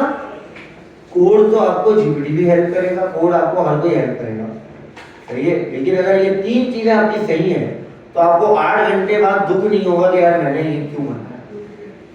आपको पता होगा कि क्या बनाना है। मैक्सिमम लोग हमेशा गलती यही करते हैं, वो आगे कोई ब्रीफ करता है, सामने खड़े होकर कोई भी हो सकता है, वो आगे ब्रीफ करता है कि भाई ये बनाना है, और वो बस अभी ठीक करके देता हूँ। वो ना डॉक्यूमेंट को खोलने की सहमत करते हैं, कोई अगर वीडियो आई हुई होती है वो उसको देखने की सहमत नहीं करते हैं, बोलते 6 मिनट की वीडियो कौन देखेगा, मत देखो। अब वो पूरा 9-10 घंटे मेहनत करने के बाद एंड में जब वो चेक कराना आता है, ये तो बोला ही नहीं था। अब उससे सोचा झटका लगता है, हार्ट अटैक तो नहीं होता, लेकिन एक टाइट वाला जिंदगी एक स्लैप करती है कि भाई रिक्वायरमेंट क्यों नहीं बनी, सही है। तो ये गलती, ये मिस्टेक किसी की भी नहीं होनी चाहिए। अच्छा, बाकी पूरा प्योर जावास्क्रिप्ट है, वही चीजें जो आपने पढ़ी है, फंक्शंस, ज़्यादा लोकल स्टोरेज के अंदर डाटा सेव करवाना होगा, डैशबोर्ड इसी के थ्रू बनाना होगा, इस टाइप का ही कुछ आएगा। अगर कुछ इंटीग्रेशन का पार्ट आ गया, आपने एक्सियोम्स पढ़ लिया है, यू ऑल नो दैट कि कैसे इंटीग्रेशन होती है, ठीक है। एआई से रिलेटेड तो कोई आएगा नहीं, क्योंकि अभी तक हमने कुछ ऐसा देखा नहीं है। लेकिन अगर आ भी जाता है, लेट्स सपोज अगर आ जाता है, तो क्या मैं एआई को इंटीग्रेट कर सकता हूँ फ्रंट एंड के थ्रू? तो उसका जवाब है बिल्कुल यस। जैसे सपोज के क्या नाम है, कोई एआई बताओ, जीपीटी और जेमिनी फ्री है।